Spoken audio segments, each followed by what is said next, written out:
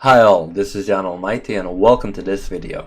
So once again, here I am, this time without a hat, covering a game from the most important and the most watched current chess event, which is the Sinquefield Cup. I am a little bit late, as I've said, personal stuff in the stream, and by mentioning the stream, I would like to thank all of you for joining yesterday. I had a blast. It was a record-breaking stream for me, so the most people watching at the same time, the most viewed stream, and actually almost the longest stream. So it was a couple of minutes short of being the longest stream I have ever produced, so thank you for that. Maybe next time we could actually go for that record as well. That being said, let's just jump back into this game. I have a game prepared here from the Sinquefield Cup. As I mentioned, it is a game from round 1, but it is actually a game from Mamedyarov and Wesley. And I decided to cover this game for a couple of reasons. First and foremost, I do like the style of play of Mamedyarov and Wesley. As I mentioned previously, I did say that Mamedyarov is kind of one of the best players, judging by the rating and judging by his play, but he all of a sudden from the Bill Chess tournament started playing more actively, more let's say attacking chess, and this is what I like to see. And on the other hand, Wesley is nothing short of a surprise. We could also always see a surprising move in his game, a surprising plan, something that would make the game exciting. And this game is a decisive game and it holds a very important lesson, so those are also the reasons why I wanted to show it. So all that being said, let's just jump into it. So the first move is d4, and actually it's been a while for me. I'm making a video that actually doesn't start with d4, covering the modern chess. So when I cover Fischer, of course we see e4 as the first move, but nowadays it seems like everybody is playing d4. Even Magnus Carlsen played in the last round of the Sinquefield Cup, I think round 5, d4 as the first move against Wesley. But okay, Mamedyarov usually plays it, and usually Wesley decides to respond with knight to f6. c4, e6, knight to f3 and d5, pretty common setup. But now bishop to g5 immediately without going for knight to c3 and maybe allowing bishop to b4 going into the names of Indian. Here with bishop to g5, Mamedyarov starts with his own idea that he prepared. Bishop to e7 unpinning, e3, castles by black, and now queen to c2. h6 immediately, making this bishop decide, and he did made a decision, and the decision was to capture on f6. Contrary to the popular belief that you should keep the bishop pair in order to have a better game, Mamedyarov decides to play bishop to f6, give up the bishop, unprovoked, and after bishop to f6 play h4. So as I've said, Mamedyarov tends to play more attacking chess, more of an attacking chess, in general, a more attractive chess. So yeah, I just like to see his game nowadays in comparison to the Candidates tournament, where I thought he was only playing for a draw. So here he confirms it with h4 and kind of provokes Wesley to play g6 here. And immediately you could see that this game is heading for something great. Only now knight to c3 was played, a move that you would usually see immediately after a couple of moves with playing d4 and c4 as first moves. But now c5 was played by Wesley, and we have immediately pawn captures on c5. Pawn captures on c4, and one thing I wanted to say, not allowing for the moment with the queen here to go queenside castle, and Mamedyarov will have to think twice about actually going kingside castle here, because he already paid h4. He is probably going for some attack on the king side, so the king is in the center and Wesley is having the right idea. Open up the center or attack in the center while your opponent has the king in the center. First h5 was played here, making a threat of capturing the pawn, opening up the h-file, but g5 is stopping that. Bishop to c4 and now queen to a5. The typical idea in these types of openings, in these variations, double attack on the c3 knight and also attacking the c5 pawn with the queen. Rook to c1 and now knight to d7, bring another attacker to the pawn. Castles, even though the pawn is on h5, it is of course the safest way to actually castle kingside, and here once again we have a very committal decision early in the game. Bishop captures on c3. Well, While you could have played something like knight to c5 and head into something like knight to d4, bishop to g7, rook from f to d1. White is a side that currently looks like a better one, and it could be potentially very dangerous to go into this type of middle game, where Mamedyarov could easily go for a advantageous endgame.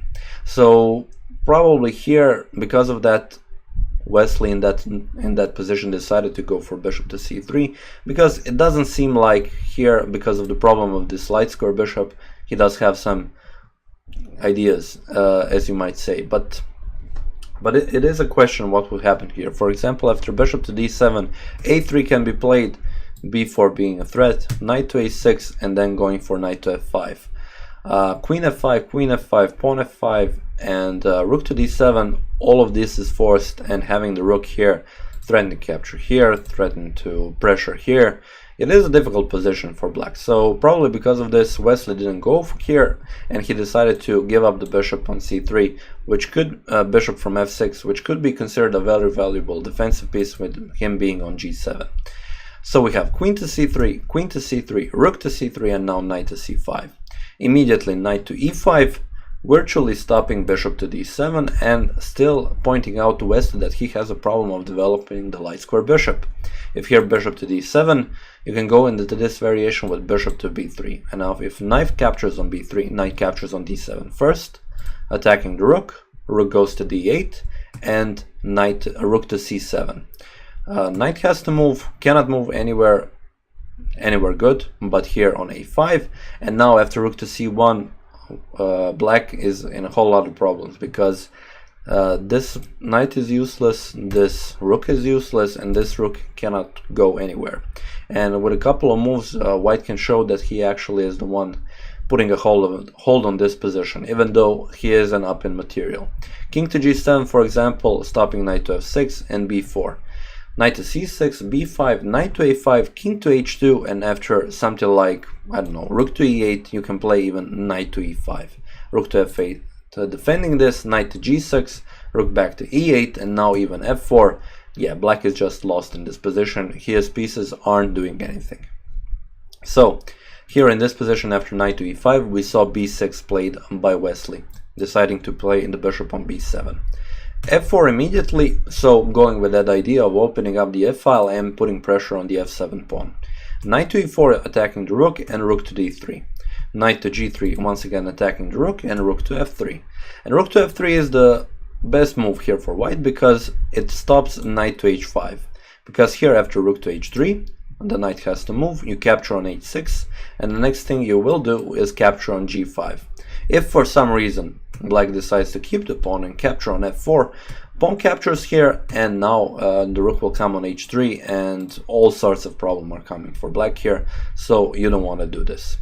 Here after rook to f3, we saw knight going back to e4, and now rook to d4 once again attacking this knight. Bishop to b7 defending, and now at the right moment Mamedyarov plays f5. So the idea once again being the opening up of the f-file, pressuring the f6 pawn, but now not just that, but also allowing this bishop to actually act on this diagonal. So all of white's pieces are doing great now, and Mamedyarov is definitely the one with the upper hand here. Knight to f6, keeping an eye on the defensive side of the board, and also keeping an option to actually capture this pawn. Here the rook was attacked, so you cannot capture immediately. Rook to f1 was played, and we have a rook from a to e8, bringing another defender for this pawn. Pawn captures, and now knight to g6. Rook to f7 is the only move, and now knight back to e5, rook to f8, and rook to d6. So not going for the repetition of moves. Bishop to d5, and here is where you actually see Mamedyarov's greatness. Wesley was, up until this point, the whole game on the defensive, trying to develop this light square bishop. Otherwise, yeah, white would just roam freely and go for a better game. But here it is the final moment where he decides to defend this pawn, and Mamedyarov, with an excellent tactical move, decides to go for a better endgame. So he plays rook captures on f6 here, and you can see that if you don't capture the rook, for example, if you go for something like bishop to c4, you lose the game because first rook to g6, if king to h8, sorry, king to h7, you can even go for checkmate ideas with rook to d7, but if king to h8, first you capture the pawn, and only then you capture the bishop on c4. So that is the whole idea, and you win this game. So at this point you have to capture with the rook on f6, bishop captures on d5, and if you don't capture the bishop, you play something like king to g7, knight to g4, the rook is forced to move, and then you lose the pawn. So you have to capture it, and that's what happened in the game. Pawn captures on d5, rook captures on f6, rook captures on e5, rook captures on h6, and rook captures on e3. And here Wesley could have and here Wesley once again plays the only moves that he can, and he is trying to now get a draw in his pretty much forced defensive game for him. And Mamedyarov is the one that has the upper hand, and he is in a winning endgame. This is move 31. The time controls haven't been reached, but the thing is, here is where Mamedyarov doesn't need to make a mistake, and he can calmly play king to f2. And king to f2 is a move that you make with a simple idea of not allowing a rook to e2. And yeah, quite simply, that is probably the idea that you need to have, and it also is a nice tempo move to actually include the king into the game. Here after, for example, rook to e5, king to f3, king to g7, and rook to d6, you put the rook behind this pawn, and with the king and the two pawns on this side of the board, it should be an easy winnable game for white. But here instead of that, Mamedyarov immediately goes for rook to g6 check. King to h7, rook captures on g5, and now rook to e2. This allows counterplay, because after rook to d5, rook captures on b2. Having these two pawns is good, but also you're allowing black to have, after capturing this pawn, to have two pawns on the queen side. Here you cannot really defend this pawn. You can play a4, but after rook to b4, a5, pawn captures, rook captures, and king to h6, it is a drawish game, because white cannot hope to actually achieve anything. This pawn will be lost, and then yeah, this pawn cannot win this game in this situation, because the king is in front of the pawn and he can be pushed to promotion. So here, instead of that, king to h2 was played, and rook to a2 was allowed. Here, after all this, in the end, it does seem like Mamedyarov has missed his chance, and having two pawns each on other side of the board, it does seem like a draw, but both of the players actually have to prove it. Here king to h3 was played to push the king even further to support these pawns, and now a5. But actually a5 is the move that lost the game for Wesley, because here the move that he should have played is king to h6. It seems like a simple move to make, but it's actually a very difficult one to make in such a time pressure. This is move 36, and to reach time control you have to make the move 40. So and this is where the lesson lies. It is a very important thing to know your endgames, because you could use them, the knowledge of them, to just play it very quickly and without problems in a very important game such as this one, playing a Sinquefield Cup against a player who has a rating over 2800. And Wesley is definitely probably eating himself up. Okay, it has been a couple of days since this game, but he is probably thinking about that he should have drawn this game without a problem. Here, after king to h6, I will show you a couple of variations. Here you have to play something like h4, but now rook to a1. So you don't force yourself to push these pawns, but actually you put yourself in a better position to actually counter white's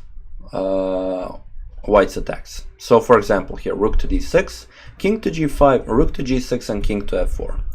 Now you have put your rook in front of the pawns, and you can continue with this simple maneuver of first pushing one pawn, pushing the other, and then put the rook one square in front. For example, here h6 is played, and if you push the h6, black is playing a5. If king to g2 is played, then rook to a2, and if the king for some reason decides to go on this side of the board for king f1, rook to a1, king to e2, you can play b5, g5, and with the other rook come on this side of the board and now hold the pawns to actually being pushed to promotion. Rook to g7, so this is a pretty forced line and it's a drawish line. a4, h7, king to f5, g6, a3, rook to g8, a2, and now you can see the threat of actually pushing a1, so you have to play rook to a8, and now king to g6. Rook captures on a2. There is no chance to actually play rook to h2 and pick up the rook because h8 is a queen, so first capture here, and only now you can play king to d3 and black will lose this pawn. So here, this is what happens if you decide to go with the king on this side of the board. So if you decide not to play king to g2, if you play something like g5 immediately, a4 is a move, rook to g7, a3, h7, and now rook to h1 check. King to g2 and now a2, and you can see that black is just in time to push a1, so you need to play rook to a7, rook captures on h7, and if you capture, this is a queen with a1, so you have to play rook to a2. King will capture on g5, but you will easily capture this pawn as well. So this is a drawn game as well. So here, after king to h3, a5 was a mistake made by Wesley, and Mamedyarov shows what happens after that. First, g4. And here, as you can see, if you play king to h6 now, there is a big difference, because king to h4 is played, rook to h2, king to g3, rook goes back, for example, to b2, but now after rook comes here with check, king goes back. So here, if king goes to g5, rook to g6 is checkmate. So king has to go back, and then you have this nice g5 move. And then the whole idea of pushing the pawns and giving checks, and white is faster in this situation. So king to h6 isn't possible anymore, but there isn't any better move actually. a4 was played, and now g5. a3, rook to d7 check, and here for a couple of moves Mamedyarov first gives some checks, so on d8 and on d7, and here after king to h7 he finally plays g6, king to h6, rook to h8 check, so this is all forced, king to g7, rook to h7 check, king moves to g8, and now rook to a7, putting the rook behind this pawn. Rook to a1, king to g2, and this is a very important move. If you move the king forward, then you allow black to give checks, but with king to g2 there are no checks, and the next move will be h6. Rook to h1 isn't possible. Rook to c1, because h6 was a threat, and then rook to a8 checkmate, so Mamedyarov does play it. h6 here, rook to c8, a necessary move to stop checkmate, and now rook captures on a3. You have just lost your only hope of actually achieving something, your passed pawn, and Wesley plays b5. We have rook to a7, rook to b8, and after king to g3, Wesley resigned the game. And why did he resign? After, for example, b4, here h7 can be played, king to h8, and there is actually a forced checkmate in 7. And let me show you one variation: king to g4, b3, king to g5, b2, king to h6, b1 queen, and g7 is checkmate with the pawns. So yeah, unfortunately, yeah, the lesson is what is most importantly pretty much always the lesson: you should study the endgame. Not just for you, but for your mental health, because just looking back at it, at this game, just that one little simple move could have changed the whole outcome of this game. And Wesley is unfortunately for this time the one who, yeah, felt the pressure and in the end lost the game. Props to Mamedyarov for actually winning it. It isn't an easy endgame to win, having a rook endgame with the same amount of pawns. But once again, study the endgame to have better luck with your games and to make yourself more comfortable at playing the chess game. That being said, hope you enjoyed this one. If you want me to analyze some other games from the Sinquefield Cup, definitely do recommend that. Say it in the comments down below. Other than that, yeah, I will see you in the next one. Cheers.